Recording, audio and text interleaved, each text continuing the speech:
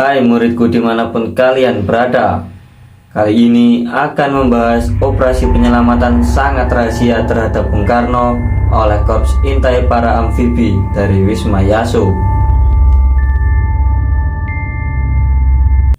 Soekarno berkata kepada Soeharto, "Harto, jane aku iki arep mbok apakne. Aku iki presidenmu." Yang artinya, Harto, sebenarnya aku ini kamu apakan? Aku ini presidenmu. Sedikitnya itu pengungkapan Soekarno kepada Soeharto yang termaktub di autobiografi Soeharto.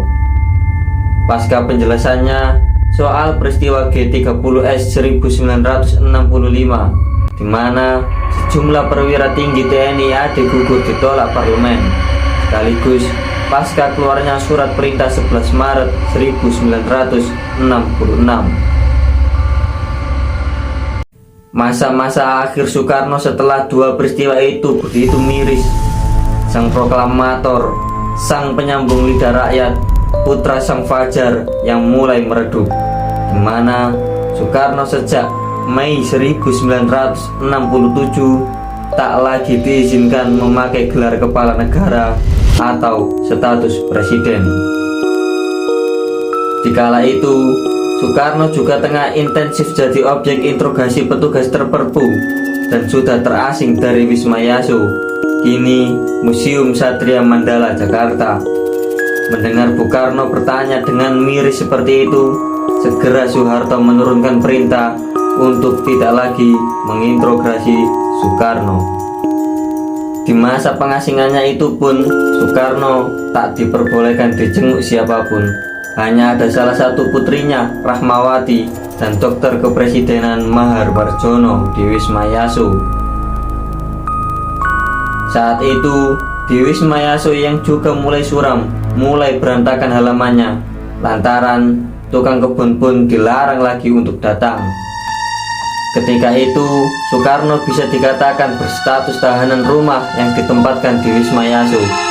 Semua orang tahu Soekarno ditahan, tetapi tidak banyak yang tahu nyawa proklamator tersebut di ujung tanduk. Siapa lagi loyalis militer Bung Karno kalau bukan Kakao Alri yang hendak menculik dan menyelamatkan proklamator tersebut dari rumah tahanan Wisma Yaso. Dikisahkan suatu malam, satu tim Korps Intai Para Amfibi Alri berhasil menyusup ke dalam Wisma Yaso. Batalion Intai Amfibi atau disingkat Yontaifib adalah satuan elit dalam Korps Marinir seperti halnya Kopassus dalam jajaran TNI Angkatan Darat. Dahulunya satuan ini dikenal dengan nama KIPAM, Komando Intai Para Amfibi. Kala itu KIPAM Alri bisa melewati penjagaan ketat oleh Kostrad dan RPKAD hingga masuk ke ruang di mana Soekarno terbaring tidak berdaya. Seorang perwira pertama KIPAM membangunkan sang proklamator, kemudian mengajak bercakap sejenak sambil mengutarakan rencana mereka untuk membawa Soekarno keluar dari Wisma Yaso.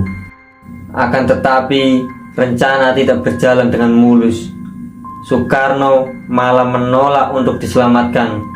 Soekarno malah memerintahkan si perwira pertama untuk membawa timnya keluar dari Wisma Yaso secara aman. Tidak banyak kata yang terucap. Soekarno tidak mau lagi diajak berbicara. Alhasil KIPAM pulang dengan tangan hampa. Operasi penyelamatan secara rahasia terhadap sang proklamator tersebut pun tidak banyak diketahui orang, kecuali hanya pada kalangan tertentu di Alri dan KKO. Padahal jika saja mau, Alri bisa jadi yang pertama, paling terdepan bersama Soekarno. Belum lagi ditambahkan dengan elemen-elemen nasional lainnya yang masih loyal dengan Bung Karno. Dari kisah ini kita bisa menyimpulkan bahwa Soekarno tidak ingin berperang dengan Soeharto.